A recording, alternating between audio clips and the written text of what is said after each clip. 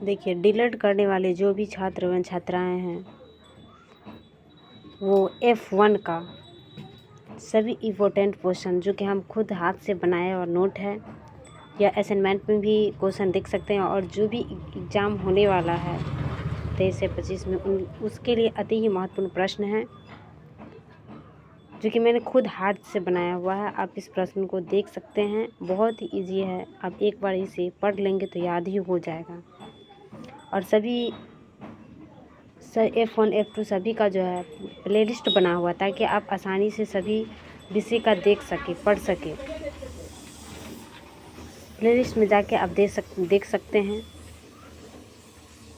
और हमने सभी प्रश्न को अलग अलग पार्ट 1 पार्ट 2 करके बनाया हुआ है, जो कि एक एक क्वेश्चन बनाया हुआ पार्ट 1 पार्ट 2 करके। F1 का एक अलग प्लेलिस्ट है, F2 का अलग प्लेलिस्ट है, और सभी एक 1 क्वेश्चन जो हम बताया हुआ पार्ट 1 में, 2 क्वेश्चन जो बताया पार्ट 2 में, इस प्रकार से बताए हुए हैं। आप जाके आसानी से खोज कर पढ़ सकते हैं। अभी हम F2 का क्वेश्चन नंबर 1 पढ़ा रहे हैं, जो कि अति ही महत्वपूर्ण प्रश्न है इन एग्ज़ामों के लिए। इसलिए आप इन क्लास को छोड़े नहीं, प्लीज़ आप देखें। चलिए अब हम शुरू करते हैं। अगर आपको अच्छा लगेगा तो प्लीज़ लाइक, सब्सक्राइब और कमेंट कीजिएगा। अगर आप कमेंट करेंगे जो भी प्रश्न आपको आवश्यकता होगी बता देने के, हाथ से नोट बनाने के, हम बना के आपको दे सकते हैं।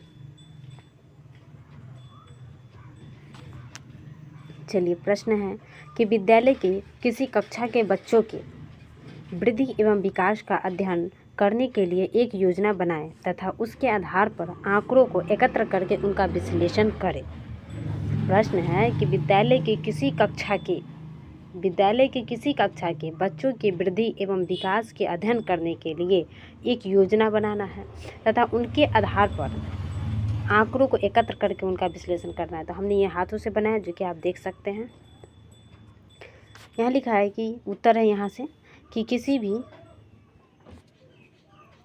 यहाँ से आंसर है कि किसी भी बच्चे का डेवलपमेंट शिक्षा के माध्यम से होता है, इसीलिए कक्षा के बच्चों के डेवलपमेंट के लिए एक प्रभावी योजना बहुत ही इम्पोर्टेंट है। यहाँ मैं एक ऐसी योजना प्रस्तुत कर रही हूँ जो विद्यालय कक्षा के बच्चों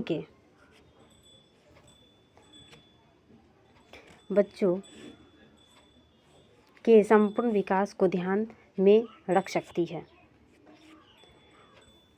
दूसरा पॉइंट बनाया हुआ है कि मूल्यांकन, जिसे एवल्यूएशन कहते हैं। फर्स्ट स्टेप, पहला कदम है कि विद्यालय कक्षा से बच्चों के वर्तमान स्तर का मूल्यांकन करना होगा। इसके लिए हम विभिन्न पाठ्यक्रमों का विश्लेषण करेंगे, विभिन्न पाठ्यक्रमों के अध्ययन करेंगे, परीक्षा परिणामों का विश्लेषण करेंगे और अध्यापकों के साथ वार्ता करेंगे।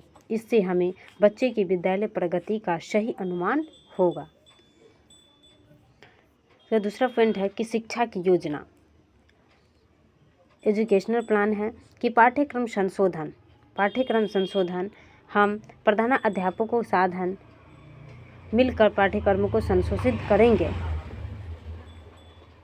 करेंगे ताकि वह छात्रों के अध्ययन को अधिक सिंपल और इंटरेस्ट बना सके। तीसरा पॉइंट है कि शैक्षिक गतिविधियों का आयोजन, हम नैतिक शिक्षा, कला, खेल कूद और विज्ञान में गतिविधियों का आयोजन करूंगी ताकि छात्र विभिन्न क्षेत्रों में विकसित कर सके।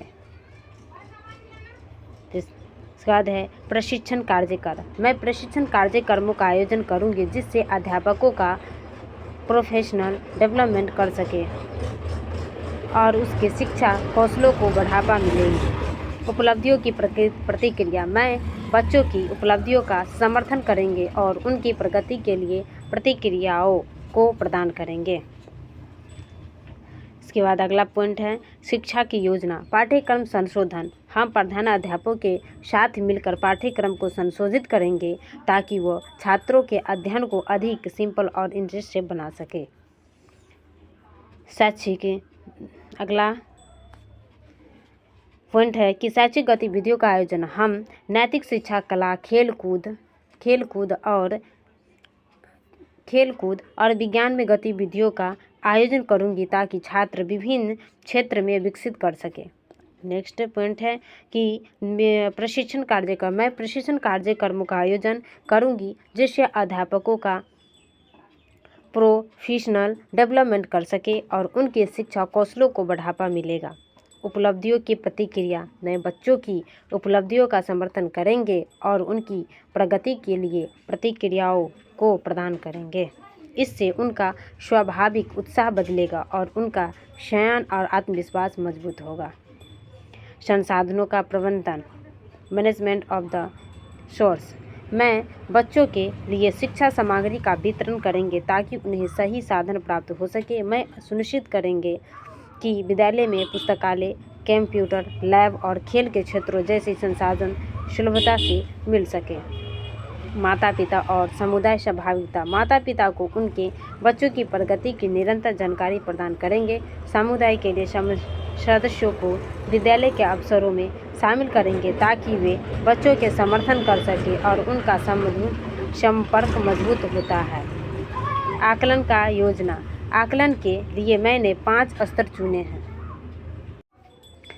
आकलन के लिए मैंने 5 स्तर चुने हैं और स्तरों से स्तर 5 तक को अंक निर्धारित किया है जो कि क्रमशः 1 से 5 तक है। इसी स्तर के अंकों की सहायता से कक्षा का संपूर्ण आकलन भी करेंगे की कोशिश की है। जैसे कक्षा 5 के कुल बच्चों का 30 विषय पर्यावरण आकलन के बिंदु है। इसके बाद स्तर 1 में बच्चों की संख्या है, स्तर 2 में बच्चों की संख्या, स्तर 3 में बच्चों की संख्या, स्तर 4 में बच्चों की संख्या, स्तर 5 में बच्चों की संख्या। कला का औसत है, इसका प्रतिशत है।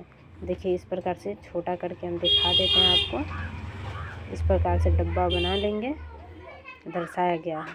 इसमें पौधों तथा जानवरों की परिचय तथा समझ है, विभिन्न वस्तुओं की पहचान तथा उनका उपयोग है, विभिन्न स्थानों की पहचान एवं आकलन का उपयोग है, गतिविधियों में सक्रियता है, सामूहिक कार्य में सहभागिता है। इसका कुल इस प्रकार से दिया गया। एक बार और दिखा देते हैं ताकि अगर बनाने में आपको सुविधा रहे। इसके बाद है कि आकलन का योजना। आकलन के लिए मैंने 5 स्तर चुने हैं और इन स्तरों को 5 तक निर्धारित किया गया है जो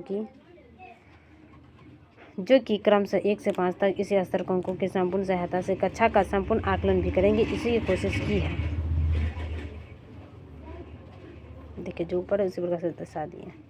अब आंकड़ों का विश्लेषण के समझ, आंकड़ों के विश्लेषण का समझ वो इसे पॉइंट बाय पॉइंट दर्शाया गया है। निम्नलिखित आंकड़ों का विश्लेषण से हम कक्षा 5 के बच्चों के पर्यावरण विषय में पौधे तथा जानवरों के परिचय का समझ का जान सकेंगे। विभिन्न वस्तुओं के दूसरा पॉइंट है कि विभिन्न वस्तुओं की पहचान तथा उनके उपयोग के संबंध में बच्चों की समझ को जान सकते हैं। तीसरा है कि पर्यावरण के अनुसार विभिन्न स्थानों की पहचान एवं उनका उपयोग के संबंध में समझ में बच्चों की रुचि। चौथा है पर्यावरण में गतिविधि में सक्रियता के बारे में बच्चों की समझ, पर्यावरण के संबंध में सामूहिक कार्य के संबंध में बच्चों की समझ है। निष्कर्ष, जो कि हर क्वेश्चन के अंत में लिखा जाता है, निष्कर्ष जिसे कंक्लूजन कहते हैं। अतः उपरोक्त तथ्यों के अध्ययन से, इन आंकड़ों के अध्ययन से हमें यह जानने का मौका मिलता है कि वर्ग के कितने और किन किन बच्चों का किसी विषय में क्या समझ है तथा इससे बच्चों की कमजोरी को जानकर उसका आकलन करके उनके समझ को विकसित करने में सहायता मिलती है। विभिन्न वस्तुओं की पहचान तथा उनके उपयोग के संबंध में बच्चों की समझ को जान सकते हैं। पर्यावरण के गतिविधियों में सक्रियता के बारे में बच्चों की समझ, पर्यावरण के संबंध में बच्चों की समझ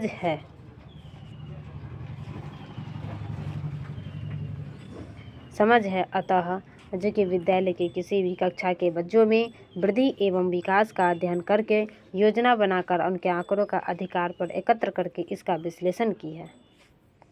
अब है दूसरा नंबर क्वेश्चन है जो कि इसको हम F1 के पार्ट 2 में आपको यह क्वेश्चन मिलेगा जो कि सभी इसी प्रकार से सभी क्वेश्चन का हम हाथ से नोट बनाए हुए हैं जो कि दिया गया क्वेश्चन है जो कि बहुत ही अपना भाषा में और बहुत ही आसान तरीका से लिखा गया जो एक बार अगर आप पढ़ लेते हैं तो आसानी से आप एग्जाम निकाल सकते हैं। इसलिए अगर आपको अच्छा लगे मेरी नोट, मेरी मेहनत, तो प्लीज़ मेरे चैनल को सब्सक्राइब कीजिए ताकि आपके पास सारा वीडियो का नोटिफिकेशन जा सके और आप सारा क्लास देख सकें।